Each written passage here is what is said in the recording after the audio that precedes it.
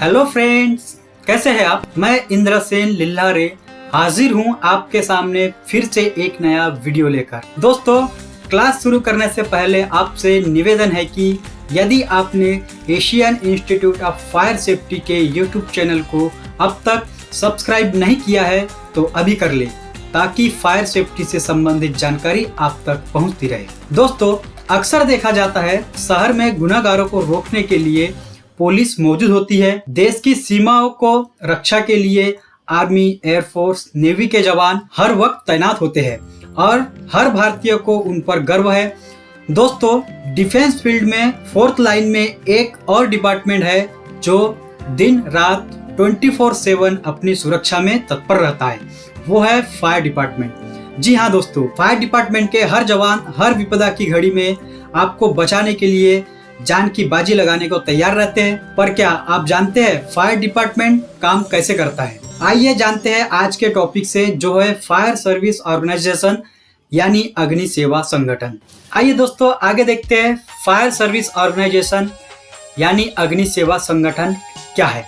दोस्तों, किसी भी शहर या इंडस्ट्री में आग बुझाने के लिए फायर स्टेशन की जरूरत होती है और इसी वजह से लगभग हर शहर या इंडस्ट्री में छोटे या बड़े फायर स्टेशन होते हैं। लेकिन फायर स्टेशन स्थापित करने से पहले शहर या इंडस्ट्री का विस्तार, पानी की सुविधा और उसकी इनकम के बारे में सोचकर फायर स्टेशन स्थापित किया जाता है। इस क्लास में हम जानेंगे कि फायर स्टेशन स्थापित करने से पहले किस किस बातों पर विचार किया जाता है और क्या क्या तैयारियां की जाती है। आइए देखते हैं फायर स्टेशन स्थापित करने के लिए किन बातों पर ध्यान दिया जाता है। बस्ती या शहर की जनसंख्या कितनी है, बस्ती या शहर का क्षेत्रफल कितना है, इमारतों की संख्या और इमारतों की ऊंचाई, कम्युनिकेशन साधन, पानी की उपलब्धता, फायर फाइटिंग के साधन, खतरा किस प्रकार का है और इसमें कितना जोखिम है। आगे देखते हैं शहर या इंडस्ट्री में फायर स्टेशन में फायर ट्रक या फायर की गाड़ी या फायर टेंडर की संख्या किस आधार पर रखी जाती है।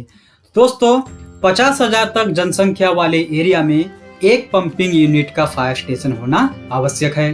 50,000 से 1 लाख तक जनसंख्या वाले एरिया में 2 पंपिंग यूनिट का फायर स्टेशन होना आवश्यक है। 1 लाख से 1,50,000 तक जनसंख्या वाले एरिया में 3 पंपिंग यूनिट का फायर स्टेशन होना आवश्यक है। 1.5 लाख से 2 लाख तक जनसंख्या वाले एरिया में 4 पंपिंग यूनिट का फायर स्टेशन होना आवश्यक है। आगे देखते हैं दोस्तों फायर सर्विस में क्या क्या पद होते हैं, जिसे हम कहते हैं रैंक ऑफ फायर डिपार्टमेंट। यदि फायर स्टेशन किसी म्युनिसिपैलिटी का है, सबसे पहले जो पोस्ट होती है डायरेक्टर अथवा चीफ फायर ऑफिसर, उसके बाद डेप्यूटी डायरेक्टर अथवा डेप्यूटी चीफ फायर ऑफिसर, उसके बाद डिविजनल फायर ऑफिसर, फिर स्टेशन अफसर, sub fire officer, leading fireman, driver cum fire pump operator और fireman. Driver cum pump operator होता है DCPO, driver cum pump operator, जो ड्राइवर गाड़ी भी चलाता है और फायर फाइटिंग के लिए जो इस्तेमाल किया जाता है पंप, उसे भी ऑपरेट करता है, उसी को ड्राइवर कम पंप ऑपरेटर कहा जाता है। दोस्तों, इसके पहले जो हमने देखा वो देखा म्युनिसिपैलिटी के फायर के पद। अभी हम देखेंगे फायर स्टेशन अगर किसी इंडस्ट्री का है तो उसमें क्या पद होते हैं। तो सबसे पहले जो पद होता है सीनियर मैनेजर या फायर मार्शल, दूसरे में होता है मैनेजर या deputy fire marshal, senior fire officer, fire supervisor, फिर फायर ऑपरेटर और फिर फायरमैन। आइए दोस्तों अब आगे देखते हैं फायर सर्विस में किस किस के क्या क्या कार्य होते हैं। सबसे पहले हम देखेंगे फायरमैन। अब फायरमैन क्या होता है? तो फायरमैन एक ऐसी पोस्ट है जो किसी भी तरह के इमरजेंसी या खतरे वाली जगह पर सबसे पहले कार्य करते हैं। उसमें सबसे पहले हम देखेंगे डिसिप्लिन का पालन करना। डिसिप्लिन यानी अनुशासन। अगर फायरमैन खुद ही अनुशासन में नहीं रहेंगे तो उनके अंडर में काम करने वाले वर्कर ही अनुशासन में नहीं रहेंगे। इसलिए फायरमैन को सबसे पहले डिसिप्लिन, जिसमें आता है आपको समय पर अपने पोस्ट पर पहुंचना है, समय पर सारे डिसिप्लिन का पालन करना है, समय पर आपको अगर कहीं से फायर कॉल आया है तो आग बुझाने के लिए आपको वहां तुरंत समय पर पहुंचना है, वहां आपको बचाव कार्य करना पड़ता है। दोस्तों, फायर स्टेशन का एरिया भी साफ करना पड़ता है, फायर इंजन और फायर के तमाम इक्विपमेंट भी साफ रखना पड़ता है, आपको टेलीफोन या वायरलेस की भी ड्यूटी संभालना पड़ता है, वॉचरूम या कंट्रोल रूम की ड्यूटी भी संभालना रहता है, डेली स्क्वाड ड्रिल करना, फायर ड्रिल करना, पीटी परेड करना, समय पड़ने पर गार्ड या संतरी की ड्यूटी भी करना होता है। कभी भी किसी भी इमरजेंसी में काम करने को तैयार रहना पड़ता है। इसलिए फायरमैन को फ्रंट लाइन वॉरियर भी कहते हैं, जो किसी भी प्रकार की इमरजेंसी में तुरंत तत्पर होते हैं। दोस्तों इसके बाद देखेंगे हम स्टेशन ऑफिसर का काम। तो दोस्तों स्टेशन ऑफिसर का काम है शिस्त के साथ रोज बरोज का काम करना।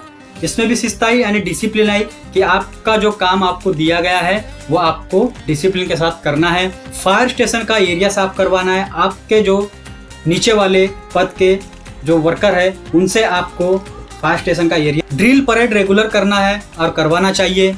फायर कॉल मिलने पर आग के स्थल पर तुरंत पहुंचना चाहिए।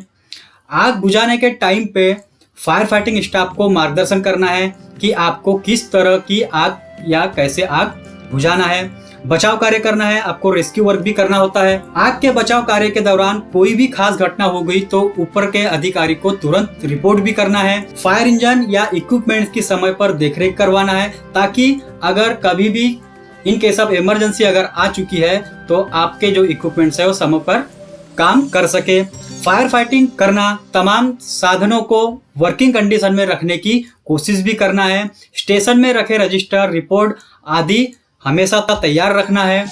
कंट्रोल रूम और वॉशरूम पर देखरेख रखना है। अपने एरिया के फायर प्रिवेंशन के बारे में बार बार इंस्पेक्शन करते रहना है। आइए दोस्तों अब आगे बढ़ते हैं डिविजनल फायर ऑफिसर के बारे में और उसकी ड्यूटी क्या होती है। तो दोस्तों छोटे छोटे शहरों में 1 या 2 फायर स्टेशन होते हैं, लेकिन बड़े शहरों में या महानगरों में बहुत सारे एरिया के हिसाब से फायर स्टेशन स्थापित होते हैं। जैसे अगर हम दिल्ली की बात करें तो दिल्ली में 62 फायर स्टेशन है, जहां 2 या 3 फायर स्टेशन की देखरेख एक डिविजनल ऑफिसर करते हैं। तो दोस्तों उनकी जो ड्यूटी होती है परेड और ड्रिल के बारे में ध्यान रखना, हर फायर स्टेशन में विजिट करना, वहां चेकिंग करना कि सभी इक्विपमेंट सही सलामत है या किसी की कमी है वो चेक करना, तथा स्टेशन ऑफिसर की छुट्टी मंजूर करना। जो स्टेशन ऑफिसर होते हैं उनकी छुट्टी मंजूर करते हैं। हर एक फायर कॉल की स्टडी करना, जितने भी फायर कॉल आए हैं उनकी गहराई से स्टडी करते हैं। बड़ी आग होने से खुद फायर ग्राउंड पर जाते हैं और उसकी रिपोर्ट डेप्यूटी फायर ऑफिसर को देते हैं। उसके बाद दोस्तों देखेंगे डेप्यूटी फायर ऑफिसर की ड्यूटी। हर एक डिविजनल ऑफिसर की रजा डेप्यूटी फायर ऑफिसर मंजूर करते हैं, और अगर ज्यादा बड़ी आग है तो फायर ग्राउंड पर जाना पड़ता है। दोस्तों आगे देखते हैं चीफ फायर ऑफिसर, यानी फायर सर्विस के सभी कर्मचारियों के बॉस होते हैं, जिनके अंडर में एडमिनिस्ट्रेशन और ऑपरेशन स्टाफ होते हैं। उनका काम होता है फायर सर्विस के सभी साधनों की खरीदारी करना। उनके सबऑर्डिनेट की सभी रिपोर्ट उनके ऊपर आधारित होती है। लाइसेंस के सभी काम चीफ फायर ऑफिसर के ओर होता है, जैसे NOC नो ऑब्जेक्शन सर्टिफिकेट देना, जो कि अगर किसी शहर में अगर हाई राइज बिल्डिंग बन रही है या बड़े कोई मल्टीप्लेक्स अगर बनते हैं तो उनके लिए उनको NOC चीफ फायर ऑफिसर से लेना होता है। वो काम चीफ फायर ऑफिसर का होता है।